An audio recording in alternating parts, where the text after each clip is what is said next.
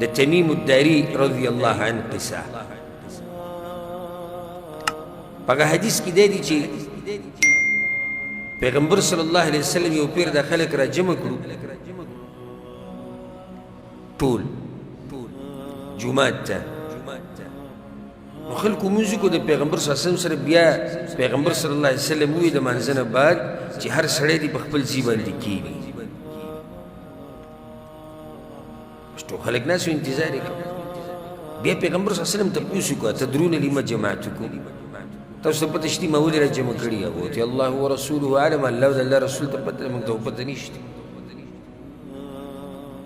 وی ما دې څه د خبرې دپاره نه را جمع کړي چې یم یروم یا ترغیب څه در کومه خو تمیم الداري تاسو پیژنئ چې د نصرانیو راغی ما سره بیعت وکړو مسلمان شو تمیم الداري رضی الله عنه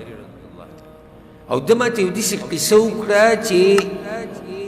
هغه بلکل هغه شان خبره ده لکه څنګه چې زه تاسو ته د دجال په باره کې کومه تمیم الداري دا قصه وکړه حدثني وتميم الداري ما توي أنه ركب في سفينة بحرية تميم الداري وكشتي توخطو بالدرياب كي دا غسر الديرش كسان دا غدا ترزا من خپل واد نو دی چپو په دې کشتۍ باندې لوبې شروع کړې سختې چپې راځي یو میاشت دې کشتۍ اخوا تله او دې خوا نښتې وې دریاب په منځ کې یو جزیره وه په دې دریاب کې چې هغه طرف ته دا کشتۍ روانه شوه او دا کم طرف ته دا طرف کم طرف و دا نور پریواته و مغرب طرف نو دوی د هغې نه راکوشو په هغه وړو کشتۍ کې کېناستو یو به ګټه کشتۍ وه که نه سره به وړې کشتۍ زر ځي راځي نو دغه جزیرې ته ورننوتو تمیم الداري دا قصه چا ته کړې پیغمبر صلی الله علیه وسلم ته کړې دغه جزیرې ته ورننوتو نو دې جزیره کې دوی سره یو زناور میلاو شو اهلب اهلب معنی چې سم ویښته و په دې زناور باندې د ویښتو له سم ډکو دومره ډکو چې لا یدرون ما قبله من دبوره دا پته نه لګېده چې مخې کم یو دی او شا یې کم یو دی سر یې کم یو دی وروستنی حصه یې کمه هېڅ پته یې نه لګېده من کثرت الشعر د ډېرو ویښتو د لاس هغو ته یې ته څوک یې وي انا الجساسه جساسه مطلب زه خبر وړم راوړم جاسوسي کوم بیا هغې ورته ووایي دغه زناور ورته ووایي وی دلته یو سړی دی فی دیر دیر کوټې ته وایي او اکثر عربو به دې لپاره استعمالو دا پیران میران به پکې کېناستو دیر په ځنګلاتو کې داسې یو کوټه ده په ځنګل کې دلته یو سړی دی وایي په دې کوټه کې دننه ناست دی او هغه تاسو سره میلاوېده غواړي نو هغوی ویرېدو چې یاره دا څه کیسه ده خیر وی موږ روان شو حتی دخلنا الدیر دغه کوټې ته ورننوتو و په هغوی کې یو غټ انسان ناست فإذا فيه أعظم إنسان رأيناه قط خلقا د بدن یو غټ انسان ناست چې داسې موږ چې د به ژوند کې نه دی لیدلی او هغه تړلی شوی دی دا سړی تړلی شوی دی او د لاسونه بیا د سټ پورې تړلی شوي دي او بیا د زنګنانو نه کته د کعبینو ګیټو پورې بیا په زنځیرانو باندې تړلی شوی وایي موږ ورته چې ته څوک یې وایي هغه وایي چې تاسو زما نه خبر شو خو تاسو څوک یې وایي موږ ورته چې نحن اناس من العرب د عرب یو موږ دغه شان په کشتۍ کې ور وختو چپو چې دی دې ته راوستو بیا موږ سره دغه جساسه د زناور میلاو شو هغه موږ ته ویل دلته یو سړی دی په دیر کې دننه هغه سره میلاو شي موږ تا پسې او موږ یې ریدو چې دا به یو شیطان یې څوک وي وی هغه زموږ نه تپوس وکړو چې بیسان علاقې کجورې څنګه دي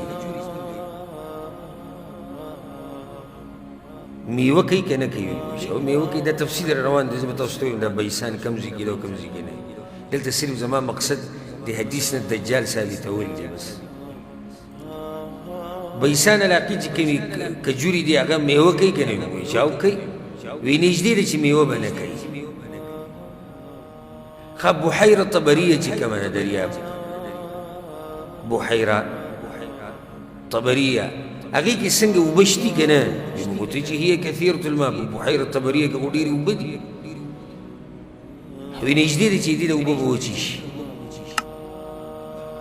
بیا ما ته د هغه چینې په باره کې ووایې بیا ما ته د هغه چینې په باره کې ووایې اخبروني عن عین زغر زغر چینه چې ده نو د دې ټول تفصیل به ته پر روانو خبرو کې کوم انشاءالله څنګه ده اوبه پکې شتي وي موږ وایي چې اوبه پکې شتي او خلک د هغې هغه اوبه په خپلو فصلونو کې استعمالوي وی بیا موږ ته ووایي چې اخبروني عن نبي الامیین د انپړو چې کوم پیغمبر دی د هغه په باره کې راته خبره وکړئ څه چلې کړی وی موږ ورته وایي چې مکې کې پیدا شوی دی او اوس یثرب ته تللی د مدینې ته د مدینې پخوانی نوم څه دی یثرب وی تپوس وکړو چې اقاتله العرب عربو سره جنګونه کړي دي موږ وایي چې او نو یې څه چلې کړی وی په ټولو زورور شوی دی خو دغه شان شوي دی موږ وایي چې وی موږ ته دا وایي چې دا خبره یاده ساتئ غوره دا دی چې هغوی د دغه سړي خبره ومني د دې پیغمبر خبره ومني او زه راته اوس خپله خبره کوم اني انا المسیح الدجال زه دجال یم او نږدې دی چې زه دروځم او زه به درځم او په دې ځمکه کې به ګرځم فلا ادعو قرية الا هبطتها في 40 ليلة زه به یو کلی هم نه پرېږدم په 40 شپو کې به زه ګرځم په ټولو هر څه کې سوای د مکې نه او د مدینې نه فهما محرمتان علی کلتاهما دغه دوه ځایونه مکه مدینه دا په ما باندې بند دي هغې ته زه نشم ورننوتی دا حدیث امام مسلم راوړی دی په کتاب الفتن کې و اشراط الساعه مقصد زما دلته دا تفصیل را روان دی وروسته دجال اوصاف او کوم ځای نه به راوځي اوس کوم ځای کې دی او څنګه دی او دا وروسته خبره صرف مقصد دلته څه چې دجال راوته دا خبره څه ده دا خبره یقیني ده دې کې شک نشته